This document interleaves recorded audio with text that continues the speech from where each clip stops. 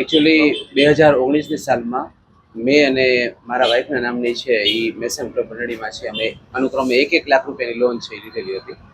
ત્યાર પછી કોરોનાનો જે સમયગાળો હતો એ દરમિયાન થોડોક સમય છે એ લોનનું કાર્ય છે એ થોડુંક અમારું હપ્તા ભરવાનું છે એ સ્ટોપ થઈ ગયું હતું. ત્યાર પછી છે એ કોઈ પણ પ્રકારની એમ કહીએ ને કે માણસાઈ છે એ રાખ્યા વગર મંડળીએ એક પછી એક મારા અને મારા વાઈફના છે એ અલગ અલગ પ્રકારના છે એ ચેક બાઉન્સ છે કરવાનું ચાલુ કર્યું.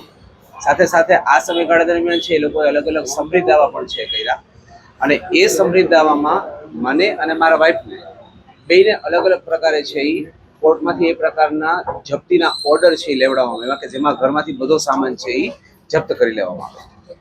સાથે સાથે મારા પોતાનો જે સમૃદ્ધ દાવો હતો એ દરમિયાન લાસ્ટ મોમેન્ટ સુધી સમાધાનની વાતો કર્યા પછી છેલ્લે છે સમાધાનમાંથી ફરી ગયા અને એના લીધે છે એ મારે જેલમાં જઈ જવું પડ્યું. 9 દિવસ સુધી હું જેલમાં રહ્યો. આ દિવસો દરમિયાન મારા પત્ની અને મારો દીકરો અને દીકરી એ મને છોડાવવા માટે ચારેક ઓર છે એ પૈસાની જે કોઈ મહેનત છે એ કરતા હતા અને એમાં મારા દીકરો અને દીકરી એણે જે રીતે પૈસાનું છે એ એડજસ્ટમેન્ટ કર્યું એમાં ટોટલ 1,80,000 રૂપિયા છે અમે ભર્યા. એટલે મારા દીકરો અને દીકરી એણે 1,80,000 રૂપિયા ભર્યા એટલે હું જેલમાંથી છૂટ્યો. પણ એ દરમિયાન મારા દીકરા અને દીકરી પાસેથી જામીન પેટે 5 અલગ ચેક લઈ લેવામાં આવ્યા અને સાથે સાથે એ લોકો પાસે એવું નોટરાઇઝ કરાવી લેવામાં આવ્યું કે જો તમારા પપ્પા પૈસા ન ભરે તો તમે ભાઈ બહેન બંને તમારા નોકરીના પગારમાંથી પૈસા ભરવા માટે બંધાયેલા છો.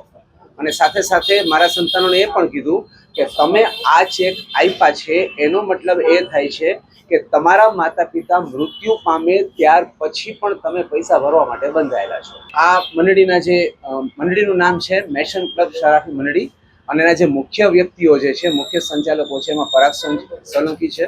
સાથે સાથે એના જે મેઇન ઓથોરાઇઝ રિકવરી પર્સન છે મોન્ટુ ટાક અને એના ભાઈ વિવેક ટાક. હા, ઓલરેડી મારે અને મારા જેવા ઘણા બધા લોકોએ છે એ પોલીસ ડિપાર્ટમેન્ટમાં છે ફરિયાદ કરેલી છે.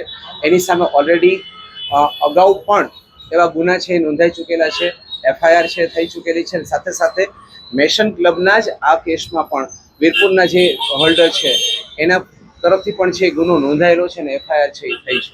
અત્યારે જાણે અજાણે એમ કહીએ તો અગણિત સંખ્યા હશે પણ અત્યારે જે મારા કોન્ટેક્ટમાં એક યા બીજી રીતે જે છે એવા લગભગ 40 થી 50 વ્યક્તિઓ હશે અને મારા જેવા જેટલા શેર હોલ્ડરો છે જે મેસન ક્લબના પીડિત છે એ લોકોને બધાને કોઈને કોઈ રીતે છે એ એક પણ વ્યક્તિ એવા નથી કે જેને 1 લાખની સામે 1 લાખ રૂપિયાનો ચેક બાઉન્સ થયો હોય.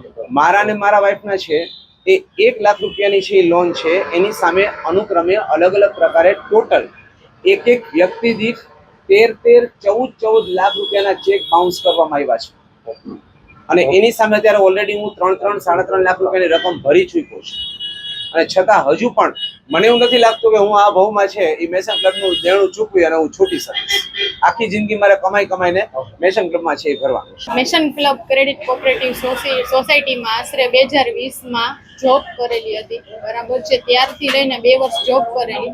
ત્યારબાદ આ મંડળીનો જે ચેરમેન છે પરાગ સોલંકી, બરાબર છે, એ ત્યાંની જેટલી બી લેડીઝ એમ્પ્લોય છે એ લેડીઝ એમ્પ્લોયીને હેરેસમેન્ટ કરે, બરાબર છે. કારણ કે જ્યારે પણ એમ્પ્લોયી જોઈન્ટ થાય છે ત્યારે એ લોકોના ચેક લઈ લે છે, બરાબર છે. અને અગાઉ મેં એમની ઉપર 376 કરેલી છે, બરાબર છે. અને એમને મને ફસાવી અને મને બ્લેકમેલ કરેલી છે, મને ખોટા વાદા વચનો આપીને અને મારી સાથે કાવતરું ઘડ્યું છે. આની પહેલા પણ બીજી અનેક છોકરીઓ સાથેના રિલેશન હતા અને હજી છે પણ.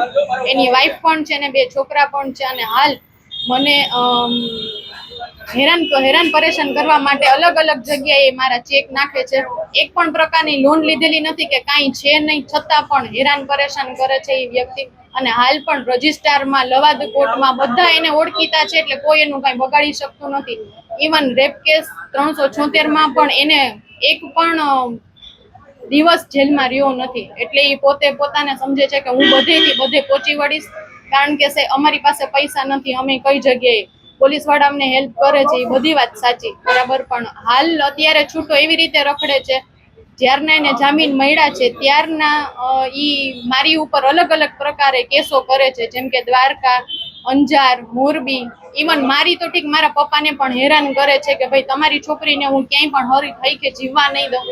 અને આવી રીતે મારી જેમ બીજી અનેક છોકરીઓ ઉપર કેસ કરેલા છે.